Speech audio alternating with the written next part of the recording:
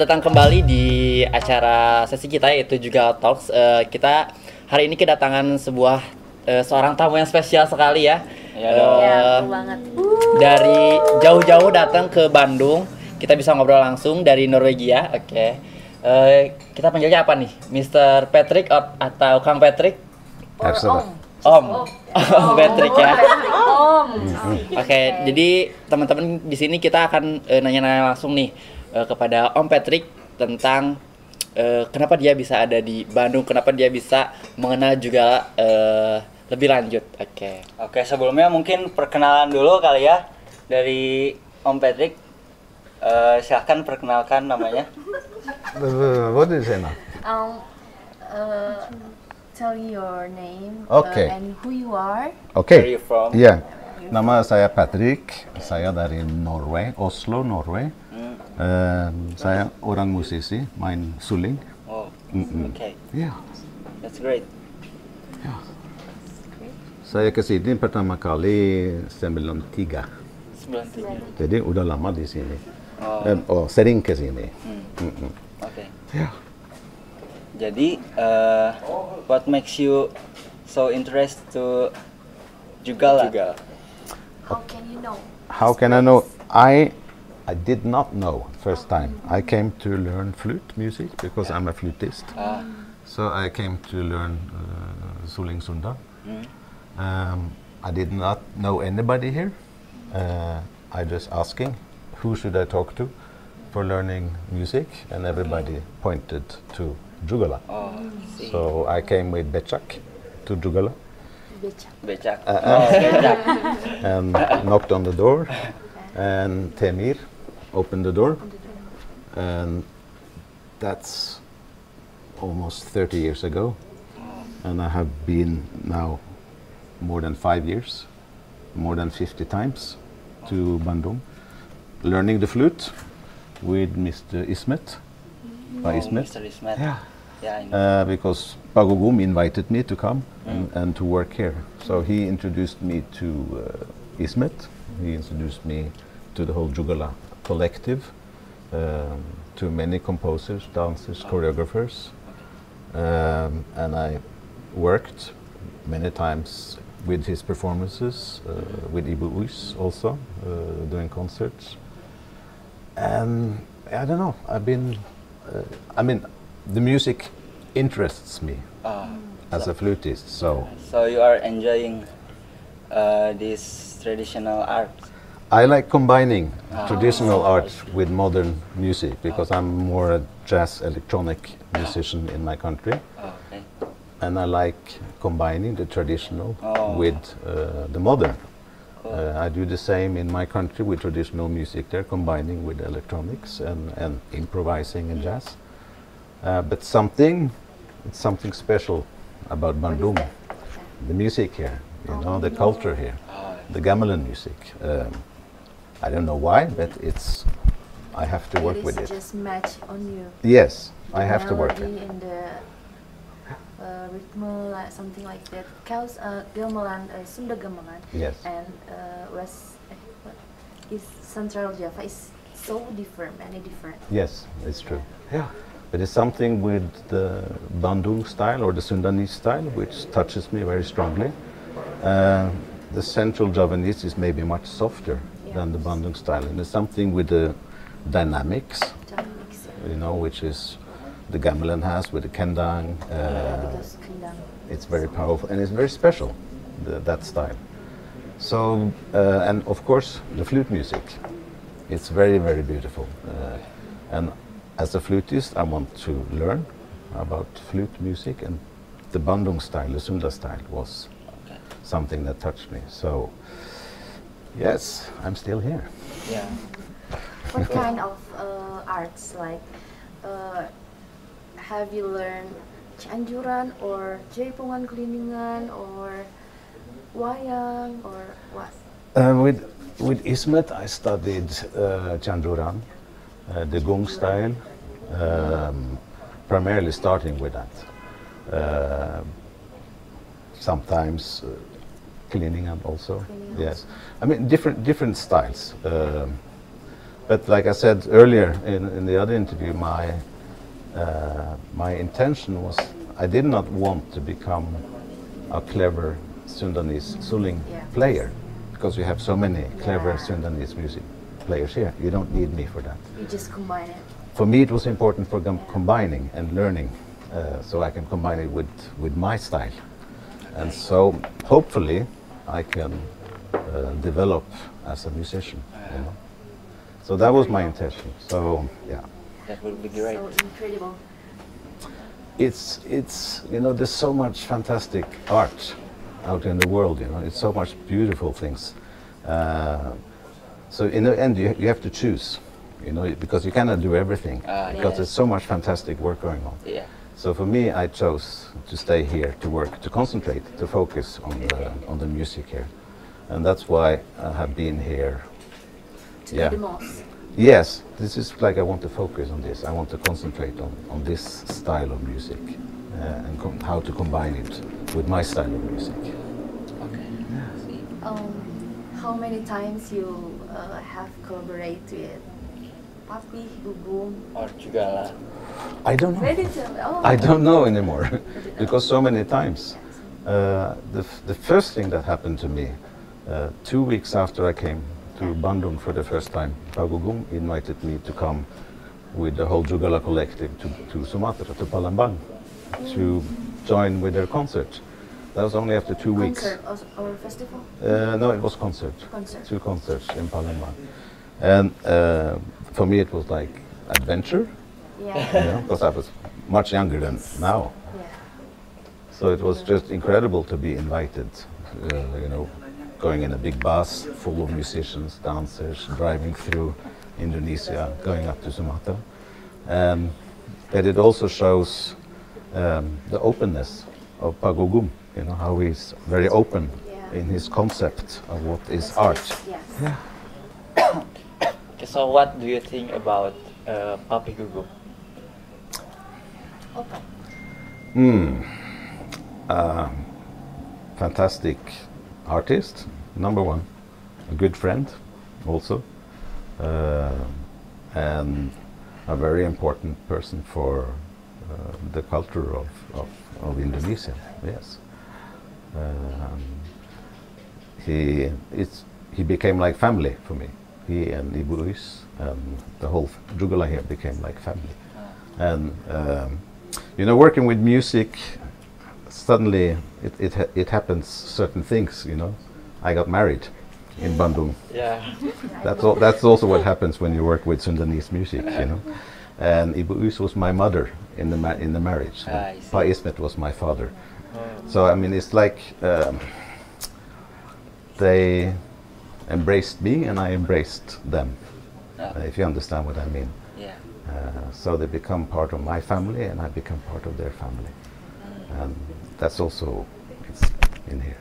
Oke, jadi emang secara nggak langsung itu mempelajari kesenian Sunda atau kesenian yang ada di sini tuh membuat kita tuh menjadi bagian dari keluarga mereka, begitu ya mungkin maksudnya. Jadi kedatangan Om Patrick di sini emang sangat disambut sampai jadi negara. Do you feel like Indonesia like second home, your second home? Yes, absolutely. Yeah. It's I think the process for me, my process of working with art, it's not only art but it's also human. It's, you know, getting friends, it's connecting between human beings, and we come from different parts of the world, you know, totally different, you know, and still we can connect like this, like family. And this is, for me, is maybe one of the most important aspects of art, is how people connect and communicate, and that's what happened for me at least. Patrick, aku mau nanya ya, kok bisa nikah sama wanita Sunda gitu, sejarahnya gimana tuh? How can you marry? That's crazy, isn't it? Totally crazy. I don't know, it just happened.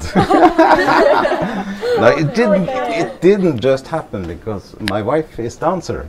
She's a dancer, and We were going to do, me and Ismet, we were planning to do collaboration with dancers to go to a festival in Norway. And so Im was part of one of the dancers that Teati invited for starting experimenting, rehearsing, improvising, things like that. And yeah, well, you know, during dancing and rehearsing, something happened, you know? And suddenly I had a family here. Udah jodohnya ya. So it's quite dangerous. So if you go to Norway to dance, just be careful. Okay. But can you dance? What I can dance, Yeah. you don't want to see that. I can play for you, but you don't want to see me dance. That's your job. Tapi apakah Om Patrick nih menikmati tampilan dari tarian Jaipongan tidak? Are you enjoy Jaipongan performance? Yes, it's fantastic. You know, it's the power of it, the dynamic of it, and the beauty of it. It's this combination of strong and beautiful, which is really something special. Do you know what is the most you like Jaipongan dance? Difficult question because it's so much, but it must be with the women. Sorry, guys. Sorry. Iya. It's something with the softness and this. It's like it's this small movements which is done with a very strong power. You understand what I mean? These small things, but it's really powerful at the same time. And it's this kind of that type of dynamic which makes the dance very big and very strong. I get it. Yes. Yeah. Maybe do you know saree dance? No, maybe not. Setrasari? No. Saree dance is Surat Salira. Surat Salira. Yeah, the song is Oh, Salira. yes, I know the song. Yes, I know the song. Salira. Yes. And have you ever see their dance? Maybe, because I've seen very many things. I'm not sure because I can't connect the name of the song because I learned the song as a musician. I didn't learn it as a dancer, so I'm sure I've seen it, but I cannot connect the name with the dance. So what is your interpretation from the music? Because it is very sad. Very sad. I see. Yeah. Yes, no, I can sense it in it. Yes. I mean, I think a lot of the flute music here. I don't know if it's sad, but it has a softness in it, which is maybe similar in many of the songs. But I don't know. You know, when you learn new music in a new country, you have so many things to think about. There's so many things to learn. So just feel it because we don't know how. What is that? Yes. Yeah. And in a way, I think it's maybe not. You don't always need to know what it's about. Yeah. It's more important to feel it, and to learn it through that way. So, and I like sometimes learning things without needing to know all the information because sometimes it disturbs me. You know. So have you in Jaipon, like the music, you needing to know it? I don't need to know it. Just to see and hear and feel it, it's so powerful. And then afterwards, people can tell me what it's about, which of course is great. But it's the first experience. I remember the first time I ever heard gamelan music. I was sitting in the middle, and the experience, I can't describe it. It's just like, pow! It's like this. And it's similar when you hear music for the first time. You know, you have a reaction to it, and that reaction has a lot of information which is important for your expression. May it's complicated, but you understand what I mean? Yeah, Margrethe? Yes, good. Good. Yes. Yeah. Education, guys. So, what do you want song in Jaipongan you really love? Wow. Oh, do in Jaipongan, wow, there's so much. I really don't know what to answer to that. There's so many songs, there's so much music, but it's also like it's Chanjuran music. I mean, it's so the music and the culture really, it's so rich. So it's very difficult to pick one or the other. It's you know, different. Yes. I mean, some of the first music I heard was the Gugum music, and I could just lie and just listen to this all day long because it's so soft and it's so you can meditate and think with it. So, like the Chanjuran music also is very soft and very beautiful, and listening to the vocal, the vocal music So is you incredible. You also learn with mommy. I played with her, yes, Why you played? yes. But Ismet was the one who was teaching me the flute, how to play the flute, yes. With mommy I had an opportunity, yes, to do many concerts with her, even in the Java Jazz Festival. She joined me for doing concert there. So again, she was very open-minded, and I think that's maybe important. It's very important, not only to close yourself in, but to open up. It's very important. So we go ahead and improve everything. You develop, grow, look, always looking for new things. You know, never stop with what you're doing, because it's. I think it was Ismet who told me that a tradition that stops to renew itself is a dead tradition. You know, a tradition must always renew itself, and I like that very much, because a lot of traditional in other countries can be very conservative. That it must be like this, only like this, you know.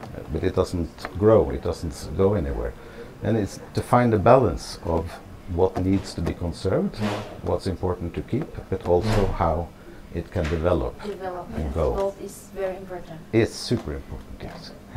And we had the same discussion also in my country with the traditional music there. For many years ago, it was really, people were angry if they started working with jazz musicians or with electronic instruments, because they said it was very wrong to do it, because it would destroy the traditional music. And now the traditional music has never been so strong in my country, you know, and a lot of it because of those people who are not afraid to always try new things. And I think it's the same with dance, because I worked with dancers in Norway, also Tedia and Ahmed, and joined to Norway. And it's the same with dance. I think it's the same with every art form. Always, you know, look for new ideas, new possibilities. Not for making it commercial, but for just being courageous. You know, not be afraid with what you do. So. Jadi, guys, sebenarnya seni tradisi itu nggak harus diam di tempat gitu dengan pakem-pakem yang ada. Justru pengembangan itu adalah sesuatu yang penting juga sebenarnya untuk dapat diterima sama masyarakat saat ini gitu ya. Dan sebenarnya bukan untuk tujuan komersial saja, tapi ya untuk membuat seni tradisi itu semakin memesona. Betul sekali. Oke guys, jadi ini bincang-bincang kita. Do you have any statement to close this Jugala Talks? Just thank you for inviting me to it.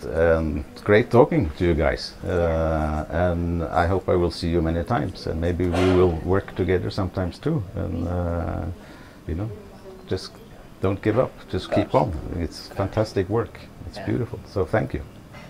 So see you again in Jugala Talks. Yay! Bye. Yes. Yes. It's a wrap.